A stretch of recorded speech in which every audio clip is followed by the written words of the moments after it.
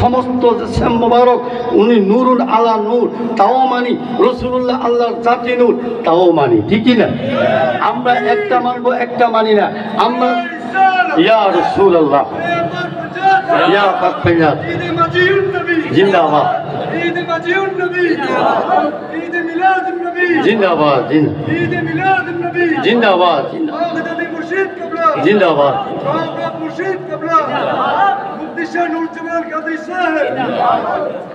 আমরা রাসূলুল্লাহর সকল শান মোবারক মানি। ঠিক কিনা? এবং আজানের মধ্যে নবীজির নাম মোবারক শুনলো আমরা চুমু দিই। ঠিক কিনা?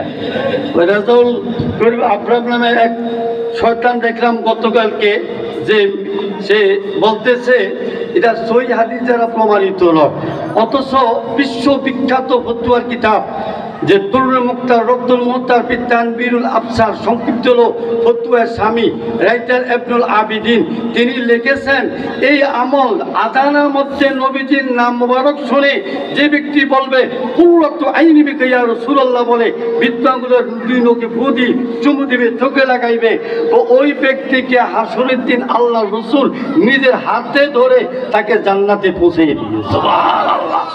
বিশ্ববিখ্যাত ফতোয়ার কিতাব ইহানাতুত তালিবিন প্রথম খণ্ড 133 পৃষ্ঠার মধ্যে যে আল্লামা ফিকি তিনি উল্লেখ করেছেন তাসুন্নু সালাতা আলান নবী সাল্লাল্লাহু আলাইহি সাল্লাম ক্বাবলাল আযান ওয়াল ইকামা। সুবহানাল্লাহ বলেন না? আযান এবং ইকামতের আগে নবীজির প্রতি দুরূদ ও সালাম করে চুমু দেওয়া এটা সুন্নাত। সুবহানাল্লাহ বলেন না?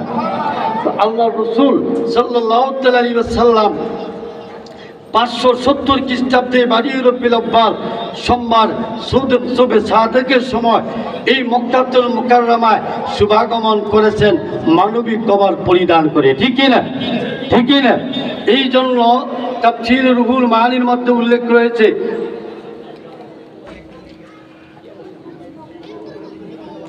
আমাদের নকশবন্দি হুজুর আছে, আপনারা ওনার তাকরীর শুনবেন। আমি সংক্ষিপ্ত আমার বক্তব্য শেষ করে দিচ্ছি, আল্লাহ যেন কবুল করেন, পড়ুন আমিন। তাফসীরে রুহুল মানির মধ্যে আল্লামা আলুসি বাগদাদি তিনি উল্লেখ করেন, কি উল্লেখ করেন যে ওয়ালাতুল মুহাম্মাদুন সাল্লাল্লাহু আলাইহি ওয়াসাল্লাম মিন বাদে আমানাত রাদিয়াল্লাহু তাআলা আনহা মিনাস সুররাতি। সুবহানাল্লাহ বলেন না? যে যেই দিন যেই রজনীতে আল্লাহ রাসূল সাল্লাল্লাহু আলাইহি ওয়াসাল্লাম মক্কাতুল মুকাররমায় শুভাগমন করলেন, তো গভীর রজনীতে সুবে সাদিকের সময় আমেনা বলেন আমি দেখতে পাইলাম আমার নবীর পাশে দিয়ে আমার পেট মোবারকটা হঠাৎ দুইটা ভাগ হয়ে গেল। সুবহানাল্লাহ। আমি দেখতে পাইলাম আল্লাহর নবী আমার পেট মোবারক থেকে সর্বপ্রথম কদম মোবারক বার করে দিলেন, মাথা মোবারক উপরের দিকে তাকানো অবস্থায় ওই মুহূর্তে আমি আমেনা শুধু নূর আর নূর, নূর আর নূর, নূর দেখলাম। সুবহানাল্লাহ। এমন নূর দেখলাম, ইমাম জালালউদ্দিন সিয়ুতি হাদিস বর্ণনা করে বলেন, মা আমেনা বলেন আমি ওই মুহূর্তে এমন নূর দেখলাম যে আমার সন্তান আখির জামানার নবী মুহাম্মদুর রাসূলুল্লাহ সাল্লাল্লাহু আলাইহি ওয়াসাল্লামের কদম মোবারক থেকে মাথা মোবারক পর্যন্ত এমন নূর, এমন নূর, ওই নূরের আলোতে আমি আমেনা মাসরিক মাগরিব শিমল জুনুব এমনকি আসমান পর্যন্ত দেখেছি। সুবহানাল্লাহ। আমেনা বলেন যখন নূরের জালওয়ায় আমি আমার সন্তানকে দেখতে পাচ্ছি না, কিছুক্ষণ পরে গায়েবী এলান হয়ে গেল, আমেনা তুমি নজর করো, এখন তোমার সন্তানকে তুমি দেখতে পাইবা। আমি আমেনা নজর করে দেখলাম আমার সন্তান নবী মুহাম্মদুর রাসূলুল্লাহ সাল্লাল্লাহু আলাইহি ওয়াসাল্লামের মাথা মোবারকে নূরের মুকুট মোবারক, পরনের মধ্যে জান্নাতি পাতলা নূরের পোশাক মোবারক। অর্থাৎ আল্লাহর নবী নূরের মুকুট পরিহিত অবস্থায়, জান্নাতি নূরের পোশাক পরিহিত অবস্থায় দু জাহানের দুলা সেজে এই দুনিয়ায় শুভাগমন করেছেন। এই জন্য সূরা মায়দার 15 নম্বর আয়াতে আল্লাহ পাক বলেন কাদ জাআকুম মিনাল্লাহি নূরুন ওয়া কিতাবুম মুবিন। জোরে বলুন সুবহানাল্লাহ। নিশ্চয়ই আমি আল্লাহ থেকে তোমাদের মাঝে শুভাগমন করেছেন নূর। কি শুভাগমন করেছে? না কোনো মাটি, আমাদের মতো মানুষ। আল্লাহ বলে দিলেন কাদ জাআকুম মিনাল্লাহি নূর। এই আয়াতের তাফসীর লিখতে গিয়ে তাফসীরে ইবনে আব্বাসের মধ্যে উল্লেখ রয়েছে নূরুন ইয়ানি মুহাম্মাদান সাল্লাল্লাহু আলাইহি সাল্লাম। তাফসীরে জালালাইন শরীফের মধ্যে রয়েছে নূরুন হুয়ান নবিয়্যু সাল্লাল্লাহু আলাইহি সাল্লাম। তাফসীর জালালাইন শরীফের হাসিয়ার মধ্যে রয়েছে মাজিউর রাসূলুন। সুবহানাল্লাহ, রাসূলের শুভাগমন হয়েছে। সুবহানাল্লাহ। এইভাবে কোরআন শরীফের মধ্যে আল্লাহ পাক বলেন লাকাদ জাআকুম রাসূলুম মিন আনফুসিকুম।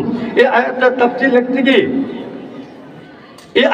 তাফসীর লিখতে গিয়ে আল্লামা এই যে রুহুল বায়ানের মধ্যে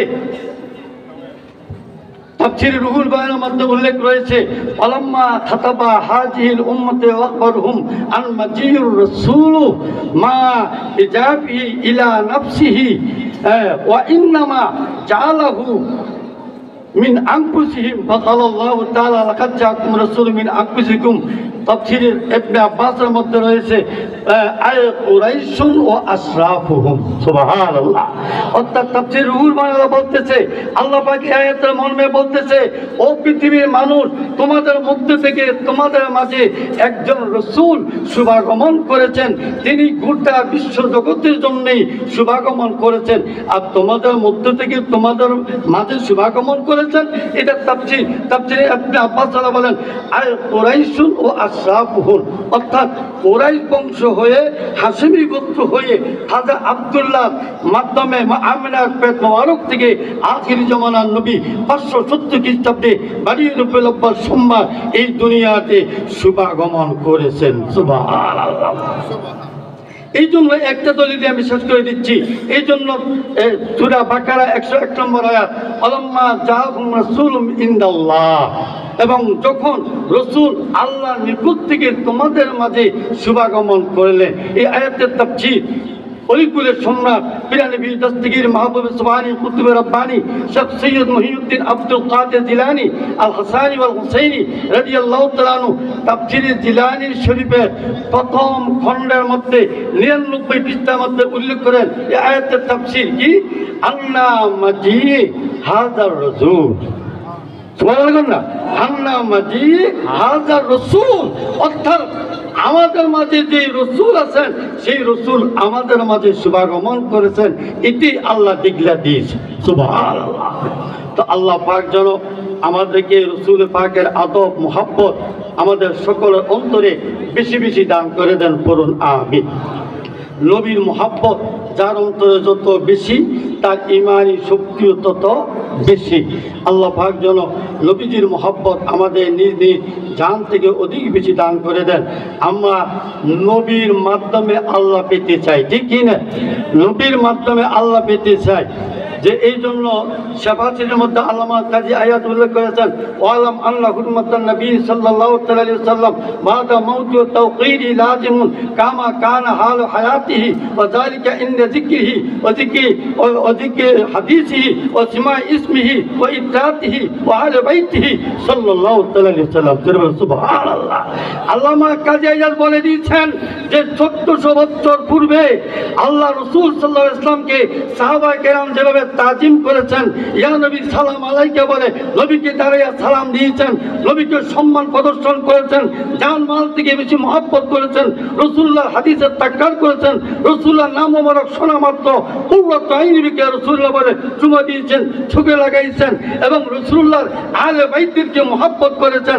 তো এইভাবে কিয়ামত পর্যন্ত সমস্ত উম্মতের জন্য লাজিম ওয়াজিব হয়ে গেছে ওইভাবে রাসূলুল্লাহকে, রাসূলুল্লাহ আহলে বাইতকে সম্মান প্রদর্শন করা। সুবহানাল্লাহ। এবারে আমি আমার সংক্ষিপ্ত বক্তব্য এখানে সমাপ্তি। আসসালামু আলাইকুম ওয়া রাহমাতুল্লাহি ওয়া বারাকাতুহু। সকলে বলি মারহাবা।